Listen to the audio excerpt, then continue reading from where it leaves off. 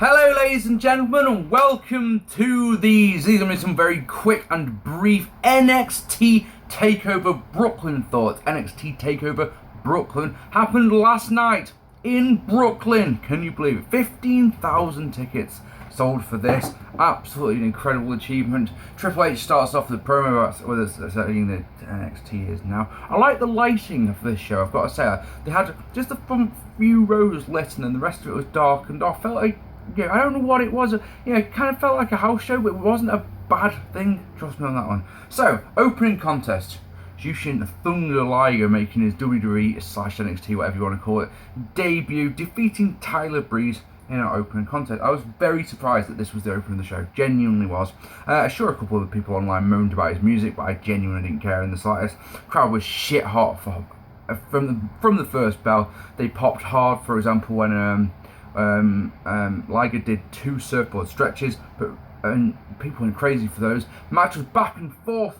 Liger highlighted Liger really well to an audience, and I'm sure there's a lot of people in this audience, people watching on the network, that have never seen his work before, so that was good.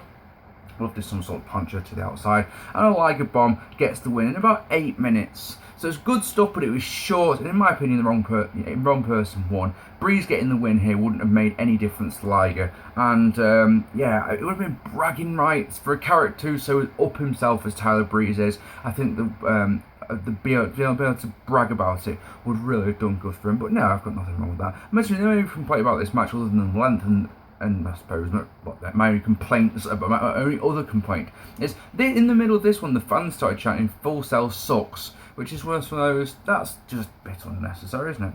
Some bird called Nia Jax is coming, which is nice. The Vaudevillains defeating Blake and Murphy in a good match to win the Tag Team Championships. Before the bell, Alexa Bliss was taunting the Vaudevillains and because they didn't have someone in their corner. The fans chanting Blue Pants, and out came Blue Pants to a big pop. English played your Vaudevillain in peril. Tower of Doom spot, which was really nice, and a Swanton bomb, both by Aiden English even, both got big pops, both got the monster near fall off. The Swanton bomb was really good.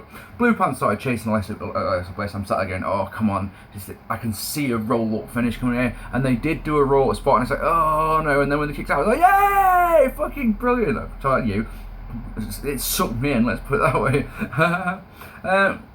A swinging net breaker by English gets the win to a huge pop. Absolutely nothing wrong with this whatsoever.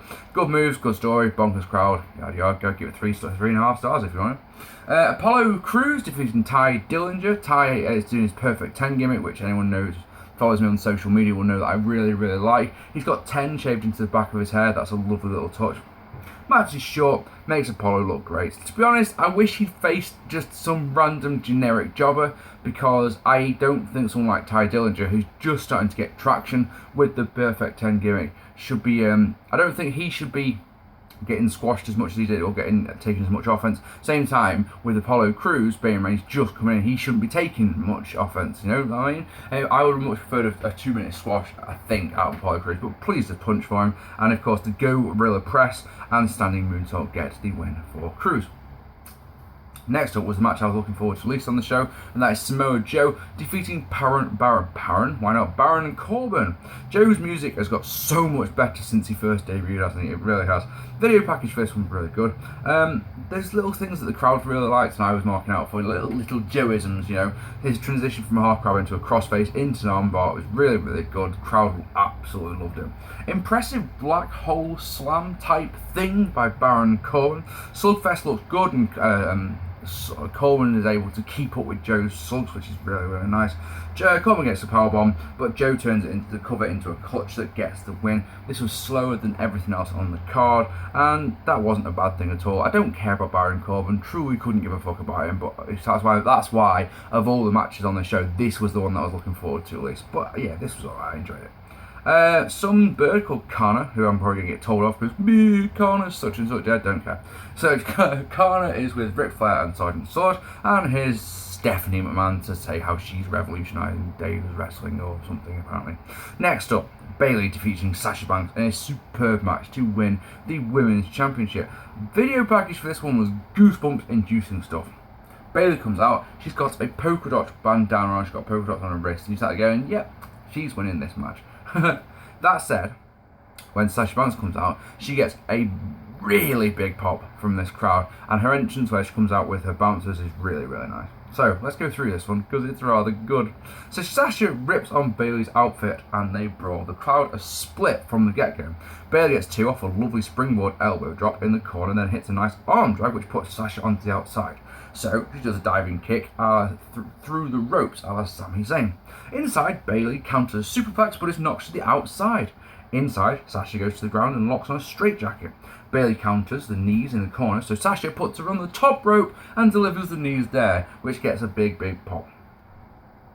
She talks some trash and starts to attack the right hand of Bayley, and this is the hand that Bayley broke and was out for 2 months. So we might have some good psychology and good storytelling here coming in. She slams the hand into the ring steps, she stomps on it, and then she traps it in the ring steps and kicks the ring steps into the hand, which is a lovely, simple little visual, but it looks so good. Really did. She then follows that up while the referee's sort of checking on her on the outside. A spot we've all seen done before, but it was just one of those, I just didn't see it coming, where Sasha springboards over the referee onto Bayley on the outside. Gets a good pop. She tries something with the arm on the top, but Bayley counters and launches Sasha to the outside. Inside, a slugfest leads to Bayley getting 3 clotheslines. Bayley sells the arm after them as well, which I was really impressed about. Belly to Bayley is countered and Sasha drops her on the arm, then locks on a bank statement, stomping on the injured hand while the move's on. Happy fucking days, love that shit. Bayley counters into a bank statement of her own. Place goes absolutely fucking bonkers, and I think that she's got the win. Sasha gets to the ropes. Belly to Bayley only gets 2. They go up top where Bayley wants a Rana, but Sasha counters and Bayley crashes and burns. This does not look nice. It was not a very good counter, I think. A Meteora by Sasha only gets 2. Up top again, where I think to myself, surely they're not going to, because it looks like Bayley's in just the right position on the top rope, but he's like going, no. But they actually make me lose my shit as Bayley hits a super reverse Rana. And that's not enough. Another Belly to Bayley gets the win for Bayley in about 18 minutes. This, friends, was fucking brilliant. Really, really superb storytelling. Big spots. An absolutely rabid crowd. That one botch, I'm not gonna, because it was the way that it was done. She looked like she was going to launch herself out of the Rana, and basically while she was doing the move, Sasha pushed her off. So she came down. It looked like she came down her head. I don't actually think it was a botch. It just didn't not very nice. Anyway, one last thing I want to say is if that wasn't good enough, you had Charlotte and Becky Lynch come out, and both of them looked pleased as punch for Bayley for getting the championship win. And then if that's not enough, because these girls are known as the 4 Horsewomen, they have Sasha Banks join in, and they have this big group hug all throughout the 4s. This was fucking great. A genuine feel-good moment. And friends, that should have been the main event. I gave it the full whack, the full beans, full 5 stars. NXT is coming to the UK. My last show this year is meant to be Progress in Manchester on the 6th of December. I guess that's going to be changing now. In our main event, Finn Balor defeating Kevin Owens to retain the NXT Championship in a ladder match. Main event tension builder always makes me a happy boy. Balor doing the full demon gimmick in front of this many people was fucking great, and everyone loved it. Everyone was going mental for it, apart from one guy, and that was Kevin Owens, who was sat at the ringside with a face like a slapped arse. Balor gets a nice dropkick and a chop in the corner. Owens gets a senton. Balor with a double stomp, Owens with a cannonball, very back and forth. He mocks Balor, which makes the champ mad and is able to get a switchblade. On the outside, they fight over a ladder. Owens sets up Finn in a ladder, and then takes basically he squashes him against the apron, comes charging up like he's going to do something absolutely massive, and then just bang, slaps him on the face. I love it when heels do that. I absolutely fucking love it. Brawling, ringside brawling at that, and some crowd brawling, oh yeah, as well as using the top of the announce table.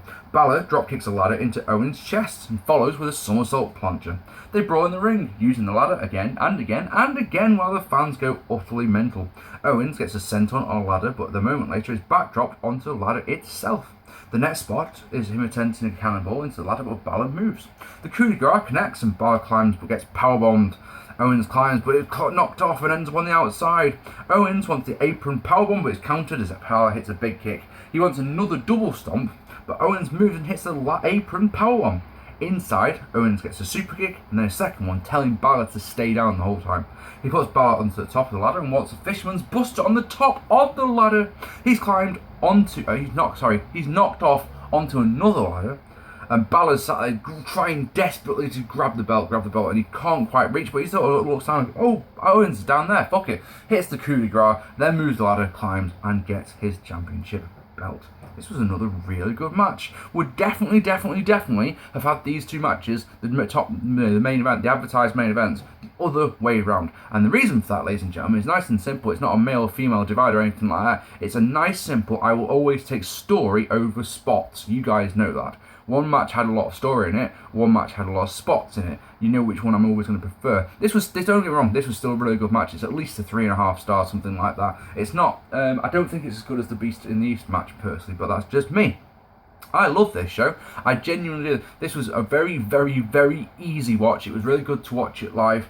I love the amount. There was a one little touch I just wanted to touch on, where the commentators, because I was watching this. I had my Twitter open while I was watching it, and it got to like 5 to the hour, whatever time. What time did this one start? This one started at 2 o'clock. So it was getting 5 to 4 in the morning over in the UK, and you start going, this hasn't finished yet. When's this one actually going to finish? And of course, the commentator made a point of saying, look, if it had been a pay-per-view, we would have had to finish, but we're on our own network, so fuck it. And so they kept going. It was fucking great. Well happy about that.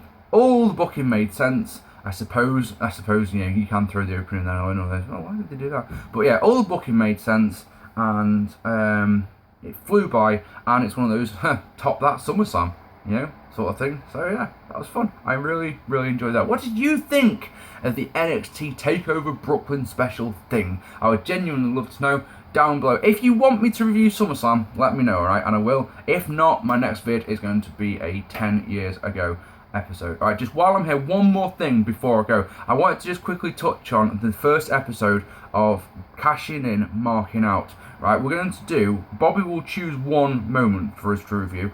I will choose one moment for us to review. And then we want to put it to you folks, alright? We've had a talk, we've had a think, put our heads together. We've decided on a ladder match theme. So a show that's got a ladder match on it that we want to review. So what we're going to do is going to give you 3 choices, alright?